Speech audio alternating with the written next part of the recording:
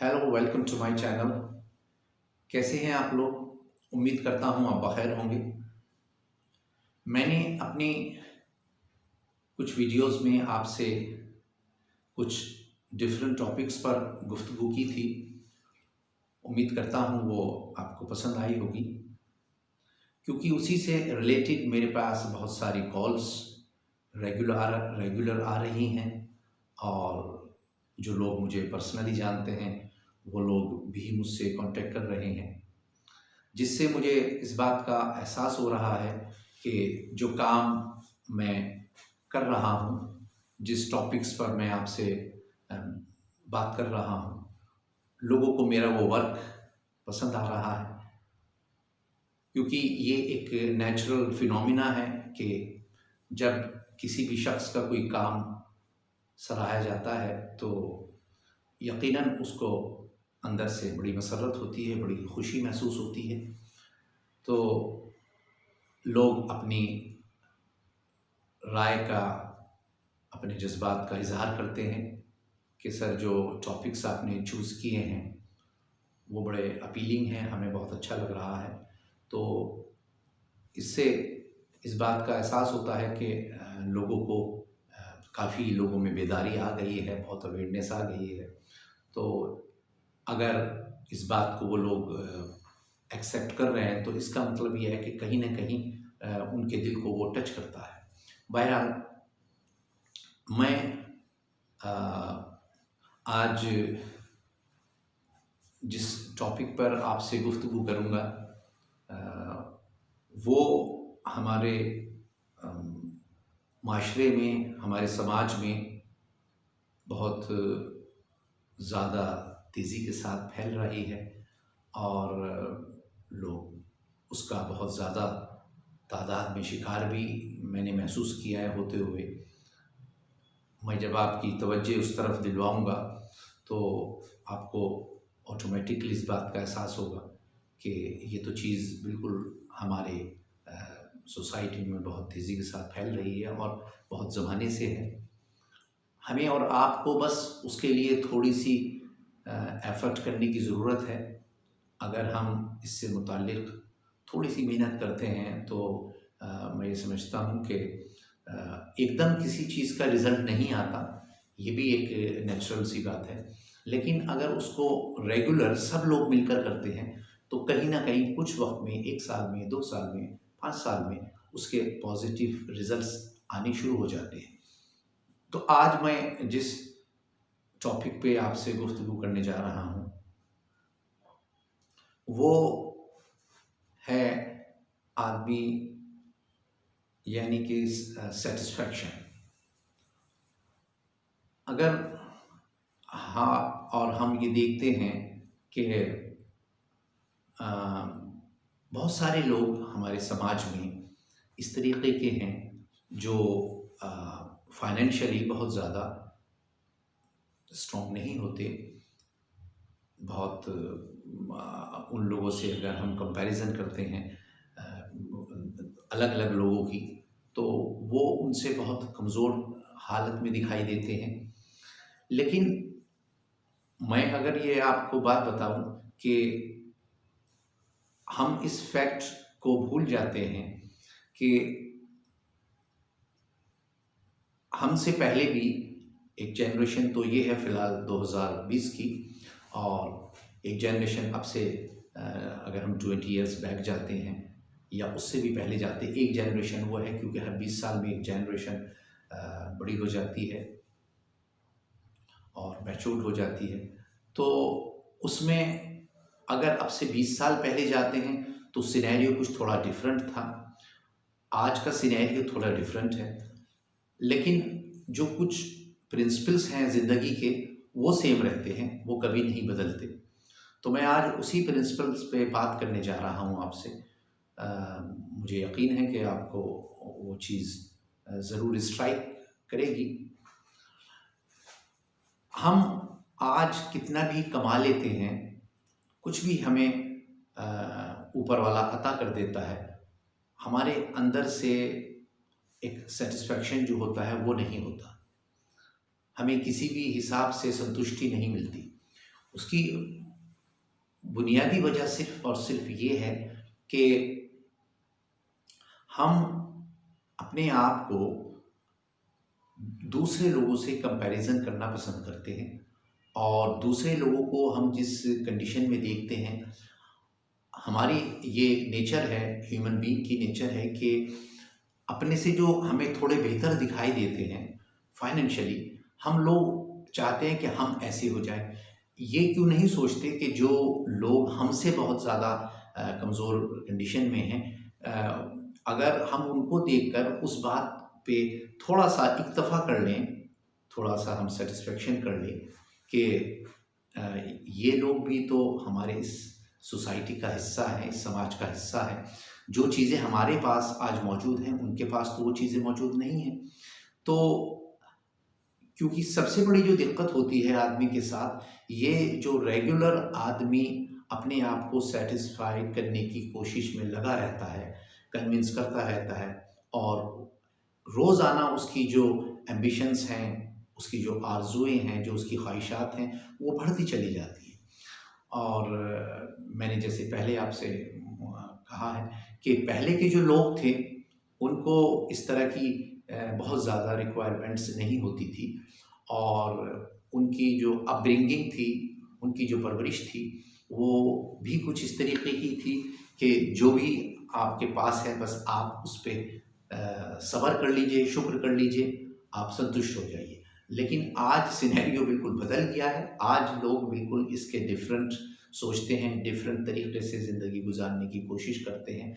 मैं ये समझता हूँ कि ये चीज़ आहिस्ता आहिस्ता इतनी इसने जड़ें पकड़ ली हैं कि हर आदमी आज इस दौड़ में लगा हुआ है, इस रेस में लगा हुआ है कि मैं किसी तरीके से मुकेश अंबानी बन जाऊँ और रतन टाटा बन जाऊँ, या और जो बहुत बड़े बड़े इंडस्ट्रियलिस्ट हमारे मुल्क में मौजूद हैं। हर आदमी उनके नक्शे कदम पर चलने की कोशिश करता है, जिससे वो अपनी जो उसकी एक आइडेंटिटी है वो ये नहीं सोचता, वो आहिस्ता आहिस्ता ख़त्म हो रही है। तो ये जो चक्कर है ये इतना गलत है, इससे समाज पे तो गलत असर पड़ ही रहा है, लेकिन ऐसे लोगों पर भी बहुत गलत असर पड़ता है जो हमारे सराउंडिंग में होते हैं। अगर समाज में सब इस तरह के लोग मौजूद हो जाएंगे तो इससे तो डिस्टर्बेंस पैदा हो जाएगा, क्योंकि आज भी अगर घर में 5 मेंबर हैं या 7 मेंबर हैं और सबकी, आपने महसूस किया होगा आजकल सोच तकरीबन पैसों को लेकर सबकी सेम है। कोई एक्सेप्शनल केस अगर कहीं होगा कि कोई आदमी थोड़े से में गुजारा करना पसंद करता है, तो ऐसे लोग कम हैं। लेकिन मैं हमेशा अपने स्टूडेंट्स से, अपने जो मेरे सर्किट के लोग हैं, उनसे भी मैं ये कहता हूँ कि आप जो भी ऊपर वाले ने आपको अता किया है, आप उस पर सब्र कीजिए, शुक्र कीजिए, और हमेशा अपने से नीचे वाले लोगों को देखिए कि उनके पास वो तमाम तर चीज़ें और वो फैसिलिटीज़ मौजूद नहीं हैं जो आपके पास हैं। आप उन लोगों को फॉलो करते हैं जो आपसे बहुत ज़्यादा अपर मिडिल क्लास लोग हैं, आप उनको फॉलो करना चाहते हैं, और इस दौड़ में हम अपना वजूद भूल जाते हैं और जो हमारे गोल्डन उसूल हैं वो भूल जाते हैं, और यहाँ तक कि जो हम पर हमारे समाज की जिम्मेदारी आयद होती है उसको भी भूल जाते हैं। क्योंकि हर आदमी सुबह को जाता है और शाम को थका हुआ घर आता है, उसके बाद उसकी जो जिम्मेदारी पीछे थी उसके घर पर, वो सब वो पूरी नहीं कर पाता।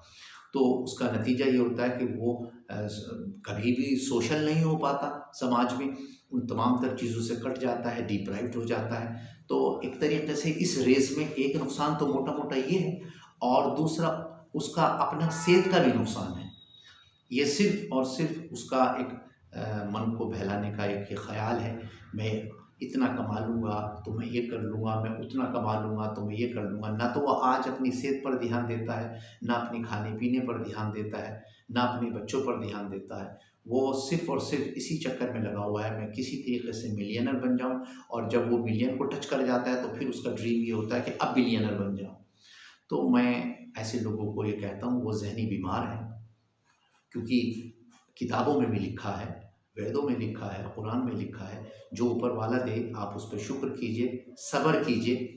अगर ऐसे भी तो बहुत सारे लोग हैं हमारे इर्द गिर्द जो बहुत ही खस्ता हालत में हैं, बहुत ही कंडीशन उनकी ख़राब है, तो उनके दिल में क्या गुजरती होगी जब वो हमें देखते होंगे। हम जैसे उनको देखकर जो हमसे बहुत ज़्यादा सीनियर हैं, जो हमें फाइनेंस की बात कर रहा हूँ, फाइनेंशियली जो हमसे बहुत ज़्यादा स्ट्रॉन्ग हैं, तो उनको देख के जो अ, हमारे दिल में एक एहसास होता है, तो बिल्कुल नेचुरल है उन लोगों के दिल में भी होता होगा जो हमसे बहुत ज़्यादा कमज़ोर है।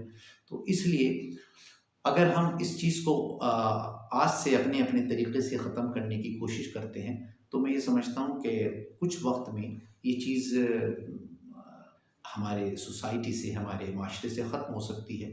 क्योंकि मैंने बहुत सारे मेरे क्लाइंट्स भी हैं और अज़ीज़ भी हैं जो फ़ॉरेन में रहते हैं, कोई यूके में रहता है, कोई अमेरिका में रहता है।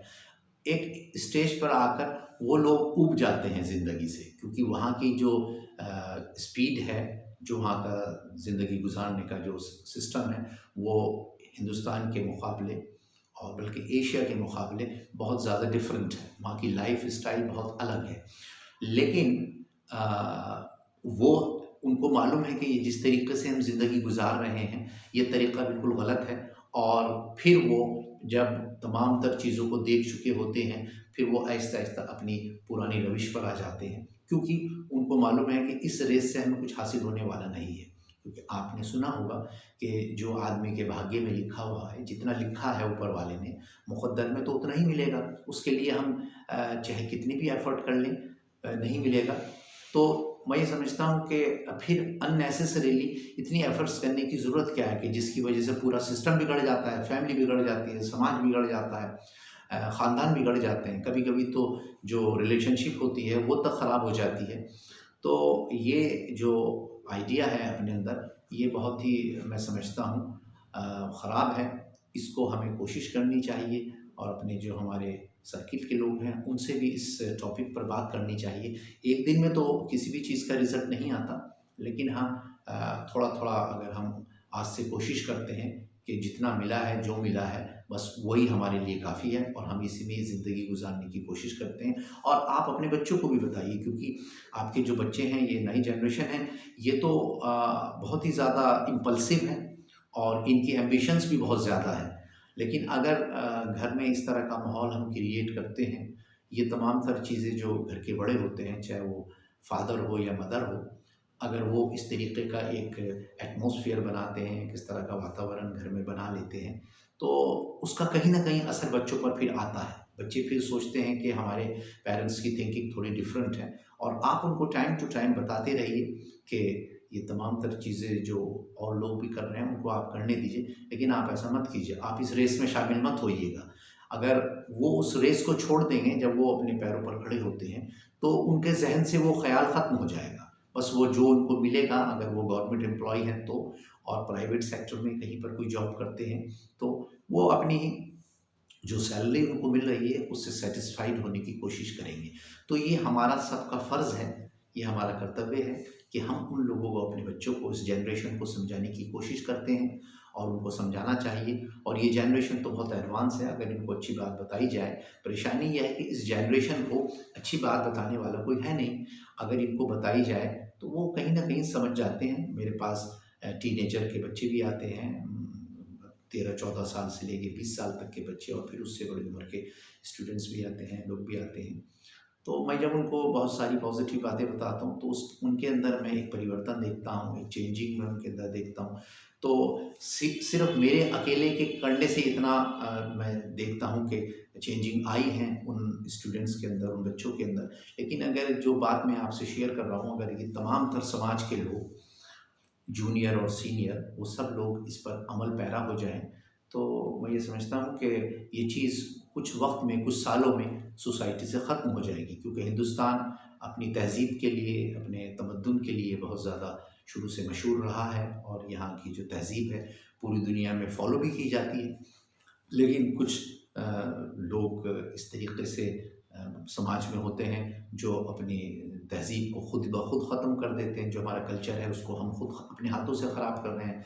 तो मेरी आप तमाम तर लोगों से ये दरख्वास्त है कि आप आज से इस पर अमल करने की कोशिश कीजिए, तो उस वक्त में हमारे और आपके सामने इसके रिजल्ट्स बहुत पॉजिटिव आने वाले हैं। चलिए, तो बस आज के लिए इतना ही। फिर मैं आपसे अपने नेक्स्ट लेक्चर में आपसे बात करूँगा किसी दूसरे टॉपिक पर।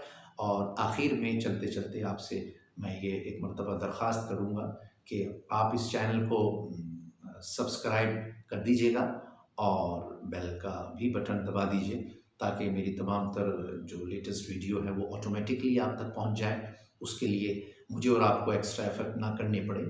तो बस आज के लिए इतना ही। बहुत बहुत शुक्रिया।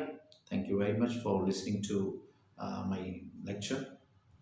Okay, bye.